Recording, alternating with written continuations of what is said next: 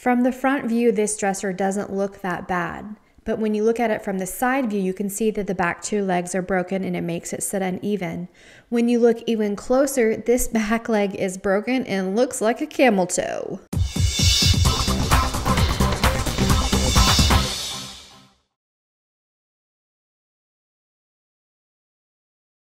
Hello, beautiful people. Welcome or welcome back. This dresser is a Facebook Marketplace find, and as I mentioned before, this back leg is broken and looks like a camel toe, so that will definitely have to go. There are stickers stuck to this, big chips in the veneer, small chips in the veneer. Everywhere I look, there are scratches and dings, and this back leg is coupled so it is held together. I cannot leave it in this state. I'm so glad it made its way to me. I've got to get it back into good, beautiful condition. The majority of my flips, I start by disassembling and removing the hardware. This one is no different. Luckily, all the hardware pieces are there and still in pretty good shape, so I will use the original hardware. As I remove the drawers, I can see that there is some kind of talc powder in the drawers. Part of them have been covered with this wood-looking peel and stick wallpaper. That's creative. But one thing's for sure is this piece is filthy and it needs a good cleaning. I use my 50-50 mixture of white distilled vinegar and water, spray a bunch on there, scrub it with a kitchen sponge, and wipe up all the excess moisture. I just go through cleaning the inside and the outside of everything because this piece is filthy.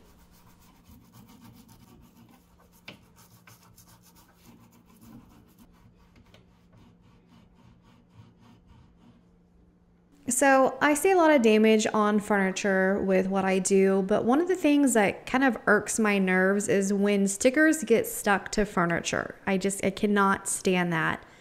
I use a scraper and I just apply some water to where the stickers are, let it soak for a little bit, and then use that scraper to slowly work my way through the stickers and get all of the stickiness off.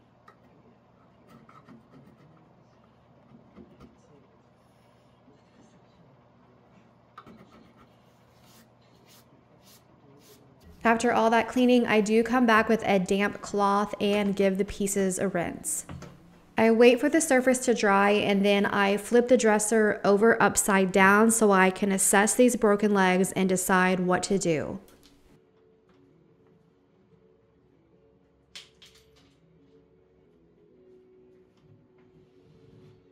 The first thing that I notice is that the back two legs are way too broken to even consider putting this on casters. So I use some needle nose pliers, remove the casters and the sleeves that are down in the leg.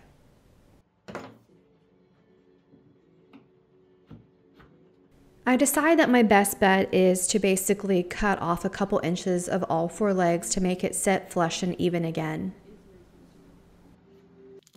I'm so happy that Toolant sent me some carbide tip blades.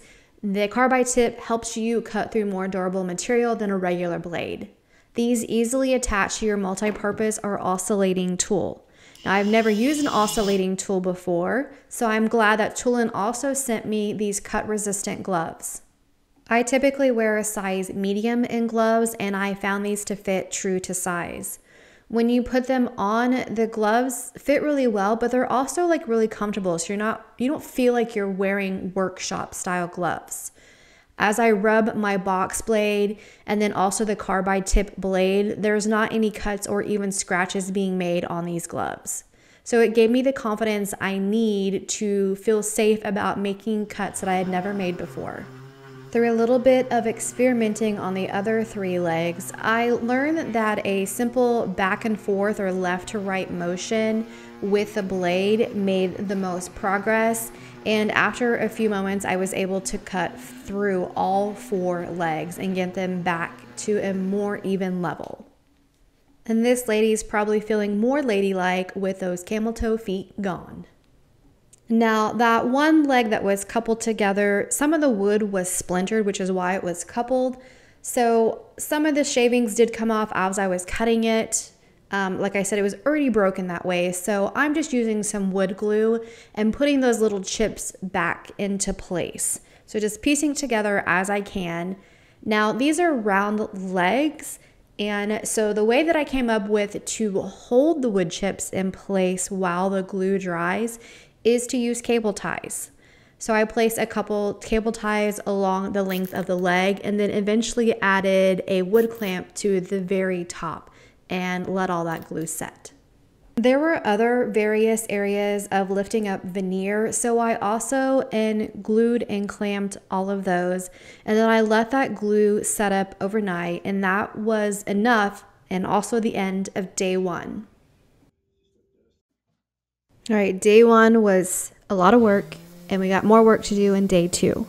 I start by sanding the legs that I cut a little bit more smooth. There's still some of the hole left from the old caster and sleeves, so I decide for more durability and add more support through that leg to fill in those holes with some Bondo. I also filled in all the little chips in the veneer and also all the large chips in the veneer.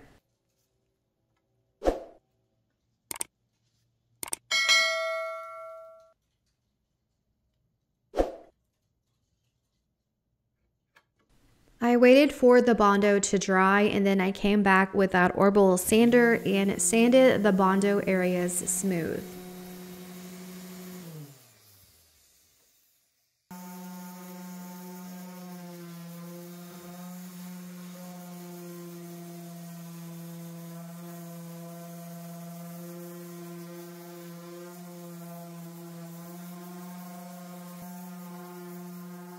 Now the top of this dresser is in super rough shape. There's just failing finish all over and caked up gunk. I don't know what all it is. So I decided the best method to do on the very top is to go ahead and sand the entire finish off and get back to the bare wood.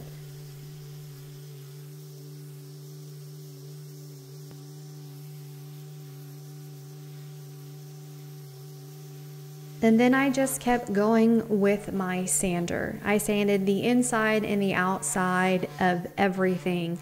I sanded for hours and hours trying to get this body and surface into better shape.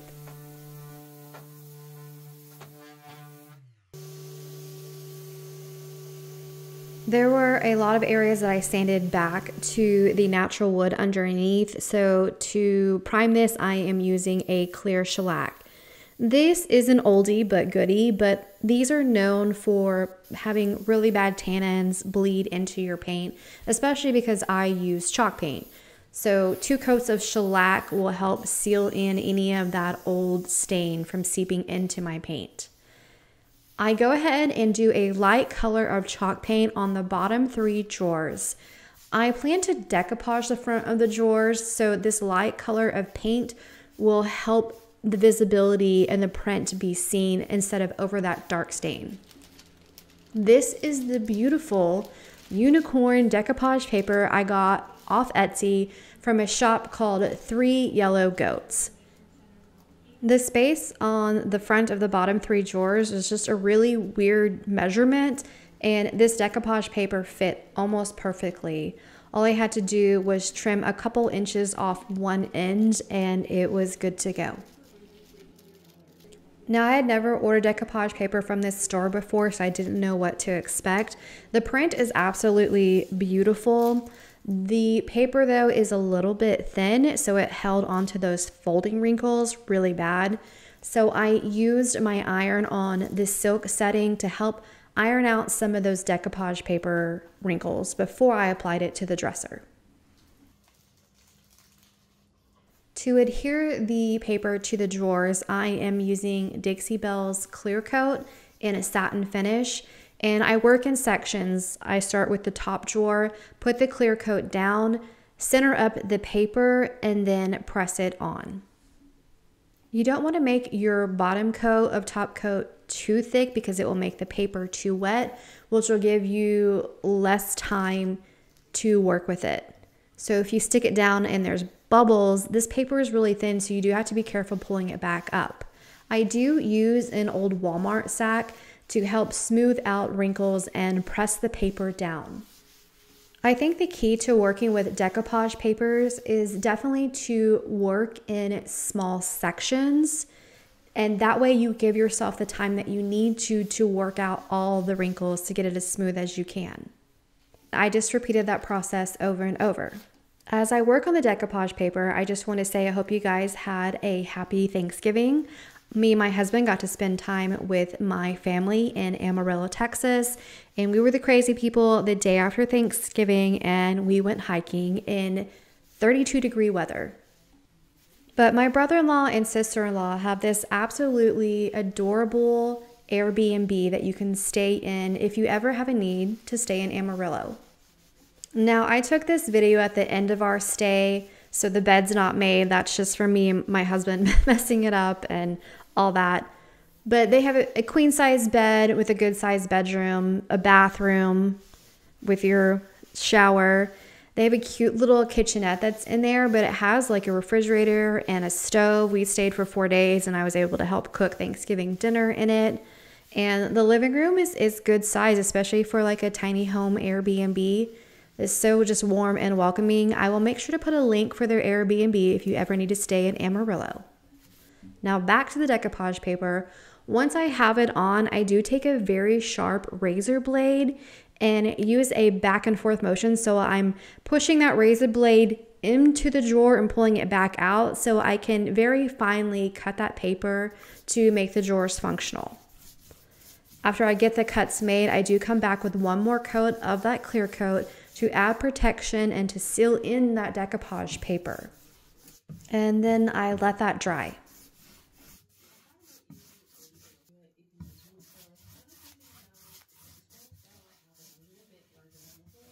Decoupage papers can be time consuming, but just look how beautiful it looks once you get it on there. I love it.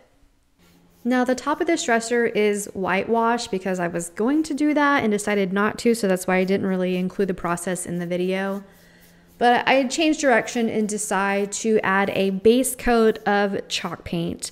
This is like a taupe beige color. I can't even tell you what it is. It's just a mix that I mixed up of some leftover paints in my workshop. I apply one thin coat of this paint and I paint everything except for the decoupage paper. For the small detail areas, I used one of the brushes from the brush kit that Fumui sent me. I've been using these in my workshop lately, and the quality and performance is outstanding on these. I've been using them for all the small detail painting that I need to do. I will have the link down below in the description for these, and don't forget to use the discount code SAKSHI to get you 20% off your order. I let that paint dry, and then for the second layer, I still use chalk paint. I can't tell you the name of the colors because they're just random colors that I mixed in my workshop with that leftover paint. But this is where I start to have fun. I mean, I always have fun flipping furniture, but when I do artistic paint jobs is whenever my creative side gets to come out and have a lot of fun. Okay, for this process, I'm using green, light purple, dark purple, and a navy blue. I'm using the same brush for all colors and just randomly dabbing it on and not really any sort of order. Once I get all the paint dabbed on in an area, I come back with a damp shop cloth and dab, dab, dab, blending those colors a little bit more. This just helps the colors fade into one another instead of being stark differences.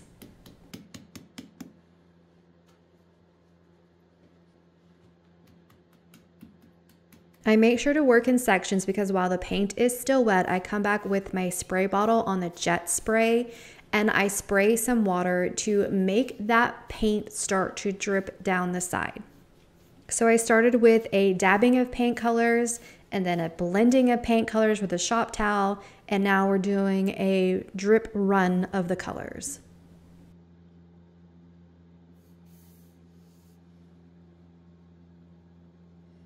I continued with that process over the entire dresser except for the decoupage paper. You can see that I have it taped and covered off. And I just continue on and on, dabbing colors of paint, dabbing it with the shop cloth, spraying it to let it drip. And you know, do I know what I'm doing? Nope, I'm just making this up as I go along. I feel like most creative artists do. We just go with trust the process. I think, yeah, this is definitely a trust the process look. So stick with me here. Now, after some sanding and then wiping the dust away, I came back in with that Dixie Belle clear coat. You know, it took me a while to do that creative artistic look, and I guess it has my soul in it, and I want to preserve that color. I don't want it to blend in with the next step. So I do one coat of the clear coat to protect all the work that I just did. Now, when the clear coat was dry, I came in with that original beige taupe color. That's the base coat that I started with.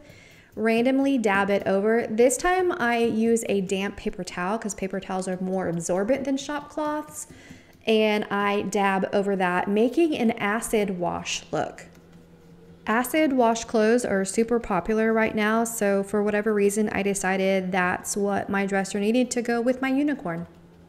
When the taupe color was dry, I came back in with a sanding pad and sanded a little bit heavier because I kind of went a little nuts with the taupe and I wanted to knock it back so you saw more of the purple and green that's underneath. After that sanding, I wiped the dust away. And you can kind of see how I have a more gentle acid wash look. Now, to really bring those colors out, Annie Sloan sent me some of her waxes, and I'm so glad she did because I absolutely love Annie Sloan wax. I start with the clear wax, and as you apply it, you can see how it really brings those colors to life. I wipe, I'm not rubbing hard, just wiping the excess clear wax off, and then I come back in with Annie Sloan's black wax. Again, this is just trusting the process of creating the final look that I love in the end. I add the black wax over everything, including the decoupage paper. And you can see how the black wax, just when it goes over those textured areas, it really brings out that texture dabbing that I did earlier. And I just want to point out that I don't have any wait time between the clear and the black. I put the clear on, I wipe off the excess, put the black on, and now I come back with a little bit of steel wool and just wipe up the big chunks of the black wax. And then I let the wax start to cure. For the handles, I boil them in some vinegar and water. I let them boil for about 5 to 10 minutes and then come back with some fine grained steel wool, a little bit of elbow work, and just scrub all the years of worn away. Annie Sloan also sent me some of her gilding wax in the dark silver. The hardware is already silver, but this dark silver gilding wax just gives it a more freshened up look. I also use the dark silver wax on this little decal that's towards the bottom of the dresser on each side. Okay, I'm getting excited because we're getting in the home stretch. The last major thing I did was use some Howard Citrus Shield. This is a citrus scented paste wax, and I use that to condition and seal in the wood on the inside of the drawers. As I apply this wax, you can see how it just revives the wood and brings out that beautiful natural wood grain.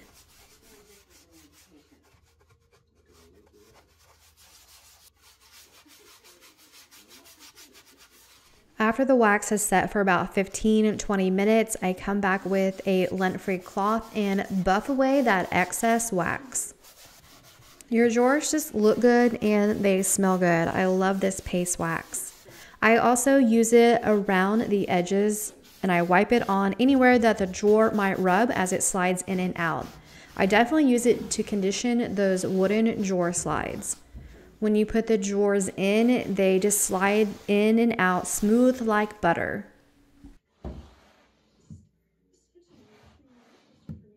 And then this beauty is done.